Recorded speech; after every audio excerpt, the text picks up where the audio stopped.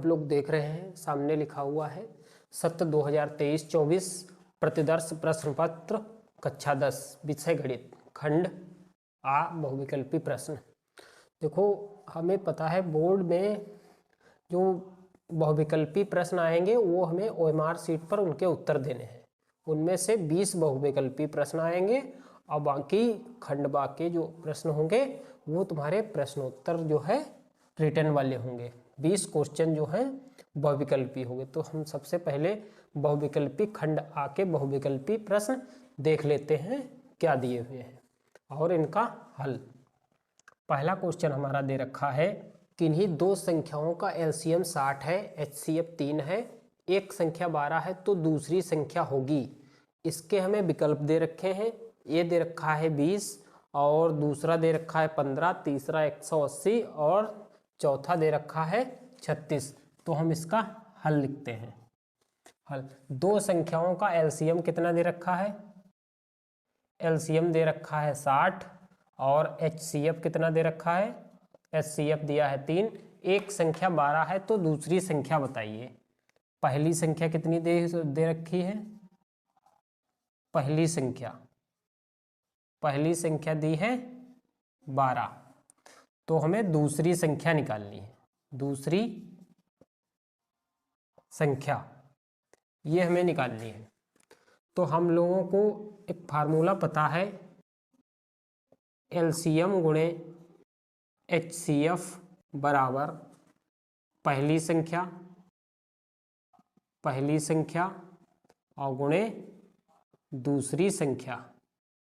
पहली संख्या गुणे दूसरी संख्या। LCM और HCF दिया है 60 गुणे 3 बराबर पहली संख्या में दी हुई है 12 और गुणे में दूसरी संख्या। दूसरी संख्या दी नहीं है तो ये 60 गुणे 3 और 12 ये नीचे आ जाएगा इसके बराबर दूसरी संख्या। 12 से काट देंगे 12 पंचे 60, 5 तिया हमारा कितना आ गया? 15। तो उत्तर हमारा कितना आ गया? 15। तो इस तरीके से हमारा दूसरा वाला विकल्प सही है। पहले क्वेश्चन का दूसरा विकल्प सही है। अब देखते हैं क्वेश्चन नंबर 2। क्वेश्चन नंबर 2 हमारा दे रखा है एक शून्योत्तर परिमेय संख्या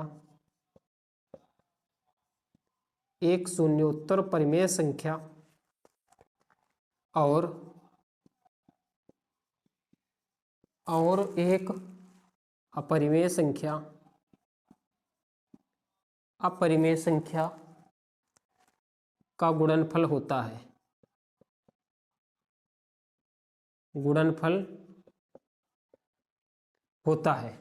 का गुणनफल होता है। एक शून्योत्तर संख्या एक परिमेय संख्या का गुणनफल होता है। रखे हैं सदैव परिमेय संख्या, सदैव अपरिमेय संख्या,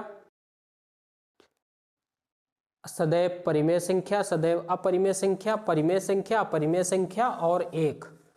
तो इसमें से हमारा पहला विकल्प सही हो जाएगा सदैव अपरिमेय संख्या। एक शून्योत्तर परिमेय संख्या और अपरिमेय का गुणनफल होता है सदैव अपरिमेय संख्या। तो हमारा पहला विकल्प सही होगा। कौन सा? सदैव अपरिमेय संख्या। ये हमारा पहला वाला विकल्प सही है। तीसरा क्वेश्चन दे रखा है रेखायुग्म समीकरण दिया हुआ है के हल होंगे। रेखायुग्म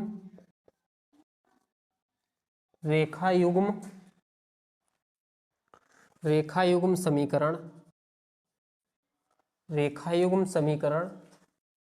x + 2y - 5 बराबर 0 और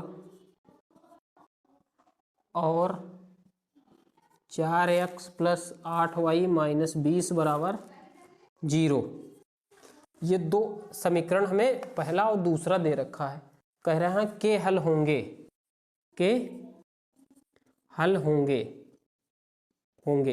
इनके हमें हल बताने हैं केवल अद्वितीय हल, अपरिमित रूप से अनेक हल, कोई हल नहीं, दो हल। तो इसमें हमें चार विकल्प दे रखते हैं, अद्वितीय हल, अपरिमित रूप से अनेक हल। अब हम इसका देखते हैं हल क्या है। दो समीकरण दिए हैं, पहला दिया है x + 2y, x + 2y - 5 = 0।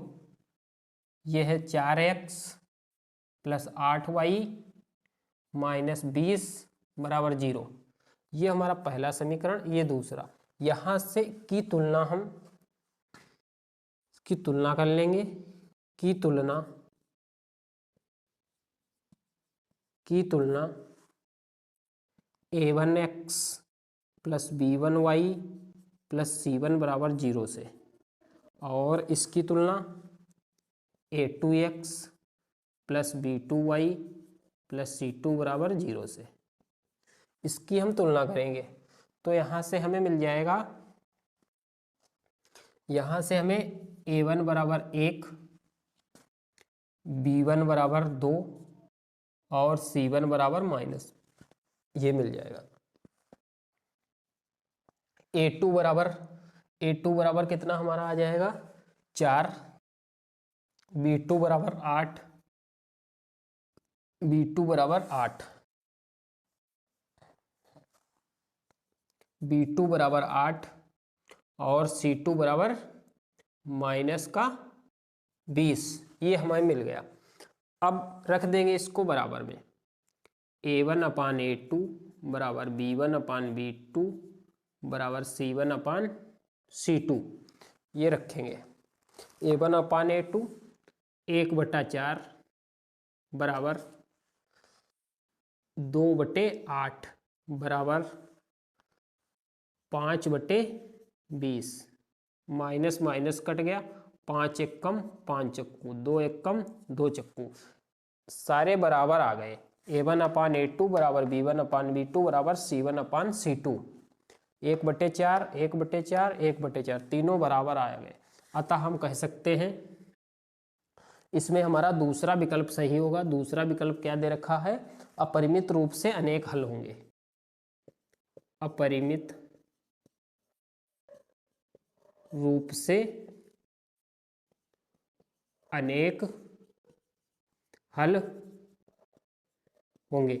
ये हमें कंडीशन फॉलो करता है, क्योंकि तीनों बराबर आ गए हैं, तो ये तीनों बराबर होने का मतलब है इसके अपरिमित रूप से अनेक हल होंगे। इसमें हमारा दूसरा वाला विकल्प सही होगा। चौथा क्वेश्चन हमारा दे रखा है, वह सबसे बड़ी संख्या जिससे 70 और 125 को विभाजित करने पर क्रमशः 5 और 8 प्राप्त होते हैं। पहला हमारा विकल्प दिया हुआ है 13, दूसरा दिया है 65 और तीसरा दिया 875 और अगला दिया है 1750। तो कह रहा वह बड़ी से बड़ी संख्या जिसे 70 और 125 को विभाजित करने पर क्रमशः क्या हमें मिले, 5 मिले और जो है 8 मिले। तो पहला विकल्प हमारा दे रखा है 13, पहला विकल्प जो है हमारा 13 दे रखा है। तो 13 से भाग करके एक बार देख लेते हैं 70 और 125 को क्या बचता है। 13 से भाग करें 70 को, 13 पचे 65, 5 बचा शेष। यही कह रहा है कि 5 शेष बचे। दूसरा क्या है 125 को 13 से 125 को 13 नमा 117, 15 से 7 गया, कितना बचा 8, 8 ये शेष आ गया। तो वो संख्या कौन सी होगी 13। तो वो संख्या कौन सी होगी 13। ये हमारा पहला विकल्प इसमें सही है, क्योंकि 13 से भाग देने पर 5 शेष बच रहा है, 13 से भाग देने पर 8। यही कह रहा है कि वो संख्या कौन सी होगी, वो संख्या कौन सी 13 होगी। फिर अगला पांचवा दिया है 3 के प्रथम 5 गुणजों का योग है। 3 के प्रथम 5 गुणजों का योग है। तो 3 के प्रथम 5 गुणज लिख लेते हैं, उनको क्या कर लेंगे, योग कर लेंगे। 3 के प्रथम 5 गुणज, पहला तो 3, फिर उसके बाद 6, 9, 12, 15, 1 2 3 4 5 होगा। अब इनको क्या कर लेंगे, जोड़ लेंगे। जोड़ने पर हमें कितना मिलेगा 6 3 9 9 18 18 2 20 30 40 45 45। तो हमारा इसमें पहला विकल्प सही हो जाएगा। इसमें भी हमारा पहला वाला विकल्प सही है 45। इनका 3 के प्रथम 5 गुणजों का योग कितना आ गया 45। अगला क्वेश्चन हमारा दे रखा है द्विघात समीकरण 2x² माइनस 4x प्लस 3 बराबर 0 के बारे में निम्न कथनों पर विचार कीजिए। पहला हमारा दे रखा है दिए गए समीकरण का विविक्त कर 0 से कम है। तो पहला हमारा दिया हुआ है दिए गए समीकरण का विविक्त कर 0 से कम है। तो पहले दिया हुआ विविक्त कर निकाल लेते हैं। इसका विविक्त कर 2x² माइनस 4x प्लस 3 बराबर 0 की तुलना ax² bx प्लस c बराबर 0 से करने पर a बराबर कितना हो जाएगा हमारा, a की जगह कितना 2, a बराबर 2, b बराबर कितना निकल के आएगा -4 और c बराबर 3। इस तरीके से ABC निकाल लिए। विविक्त कर का फार्मूला क्या होता है b² माइनस 4ac।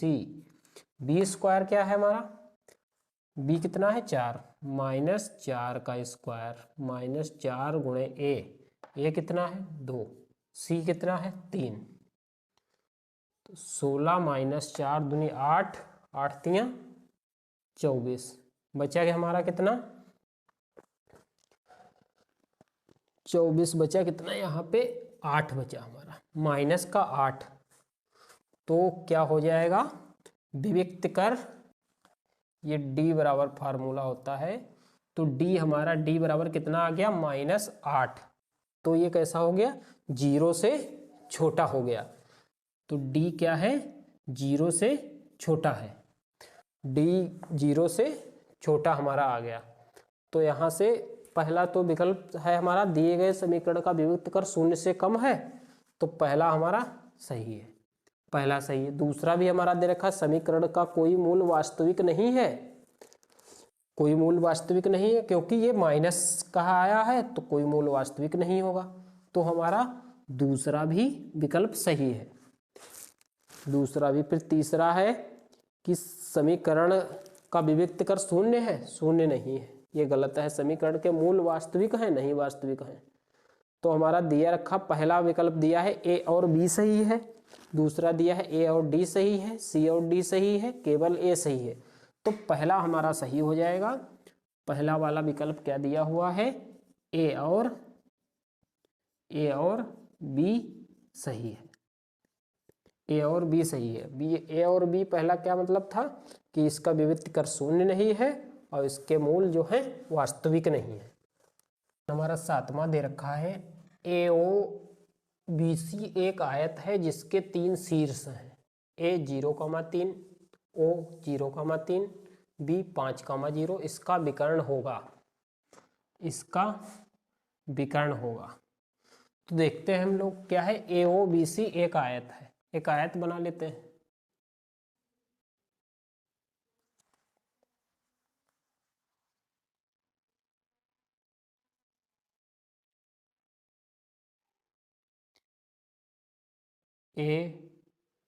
AOBC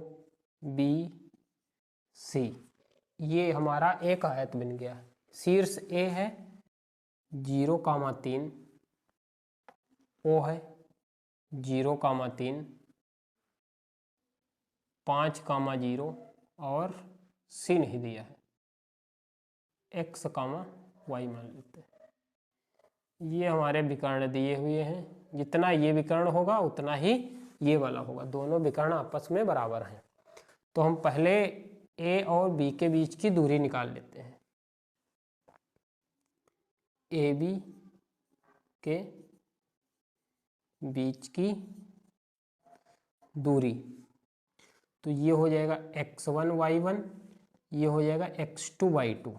निर्देशांक ज्यामिति में हम लोगों ने दूरी का फार्मूला पढ़ा है। तो AB बराबर हो जाएगा √x1 माइनस x2 0 माइनस 5 का whole square plus y1 minus y2, 3 minus 0 का होल स्क्वायर, ये आ जाएगा 25 और प्लस 9, 25 9 कितना आ जाएगा 34।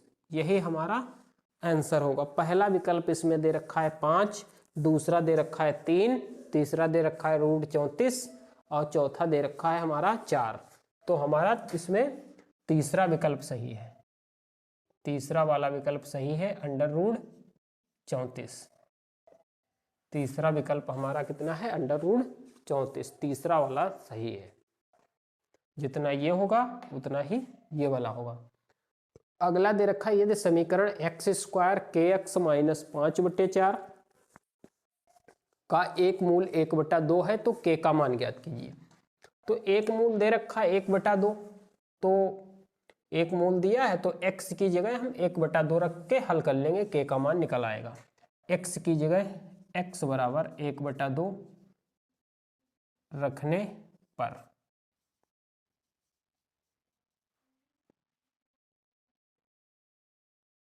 1/2 रखने पर x की जगह 1/2 रखोगे तो 1/2 का whole square plus k into 1/2 minus 5/4 बराबर 0।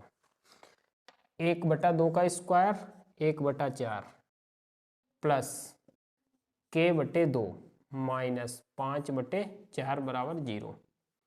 1/4 5/4, 5 से 1 निकल गया, कितना बचा 4/4 माइनस का प्लस k/2 बराबर 0। इम्प्लाइज दैट यहाँ से ये कट गया, 1 बचा, तो k/2 माइनस 1 बराबर 0। तो k/2 बराबर 1, k बराबर कितना आ गया 2, उधर चला जाएगा 2, k की वैल्यू कितनी आ गई 2। तो इसमें हमारा पहला विकल्प दिया है 2, दूसरा दिया है -2, तीसरा दिया है 1/4, चौथा दिया है 1/2। तो इसमें हमारा पहला विकल्प सही हो जाएगा। इसमें हमारा पहला विकल्प सही है 2, पहला वाला विकल्प सही होगा। फिर क्वेश्चन नंबर 9 दे रखा है कि दो त्रिभुज समरूप होते हैं, दो त्रिभुज समरूप होते हैं। पहला विकल्प दिया हुआ है इनके संगत कोण बराबर हों, इनकी संगत भुजाएं एक ही अनुपात में हों, उपयुक्त दोनों इनमें से कोई नहीं। तो हमें पता है दो त्रिभुज अगर समरूप होंगे तो उनके कोण भी बराबर होंगे और उनकी भुजाएं भी आपस में समान अनुपात में विभाजित होंगी। तो इसमें तीसरा वाला विकल्प सही है, उपयुक्त सभी। इसमें क्या होगा, संगत कोण बराबर होंगे, संगत कोण बराबर तथा भुजाएं समानुपाती होंगी। भुजाएं कैसी होंगी, समानुपाती, एक दूसरे को समान अनुपात में विभाजित कर रही होंगी।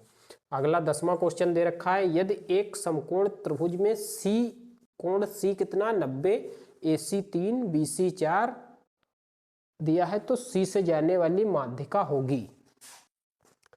एक समकोण त्रिभुज ABC हमें दे रखा है, समकोण त्रिभुज ABC, समकोण का मतलब एक कोण जिसका 90 हो, ये बना लिया हमने समकोण त्रिभुज ABC। इसमें दे रखा है C 90,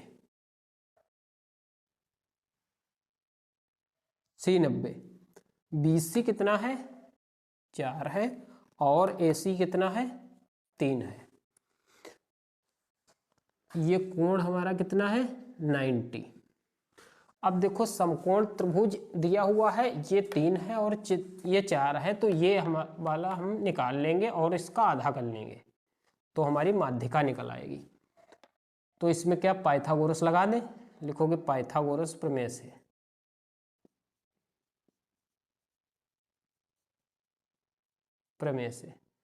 पाइथागोरस प्रमेय से हम निकालेंगे तो क्या हो जाएगा, AB का स्क्वायर बराबर AC का स्क्वायर प्लस BC का स्क्वायर। ए बी का स्क्वायर बराबर ए सी कितना है 3 का स्क्वायर प्लस 4 का स्क्वायर 9 प्लस 16 25। तो ए बी बराबर कितना हो जाएगा अंडर रूट 25। ए बी का मान हमारा कितना आ गया 5, ये आ गया 5 सेंटीमीटर, ये 4 सेंटीमीटर है और ये 3 सेंटीमीटर है। अब कह रहा है कि बिंदु सी से जाने वाली माध्यिका होगी, बिंदु सी से जाने वाली माध्यिका होगी, ये इसको आधा करेगी, ये टोटल कितनी है 5 है, इसका नाम हम सी डी। तो जाने वाली माध्यिका होगी सी डी। ये जो सी डी होगी हमारी, सी डी की माप होगी 1/2 ए बी। तो सी डी बराबर 1/2 गुणे 5। तो सी डी बराबर 5/2, 2.5। इसमें हमारा विकल्प दिया हुआ है, पहला विकल्प दिया है 2.5 सेंटीमीटर, अगला दिया है 3 सेंटीमीटर, फिर 3.5 और फिर नेक्स्ट दिया है 4 सेंटीमीटर। तो हमारा पहला विकल्प इसमें सही हो जाएगा, पहला वाला विकल्प सही हो जाएगा 2.5 सेंटीमीटर। पहला विकल्प हमारा सही होगा 2.5 सेंटीमीटर। अब आगे देखते हैं।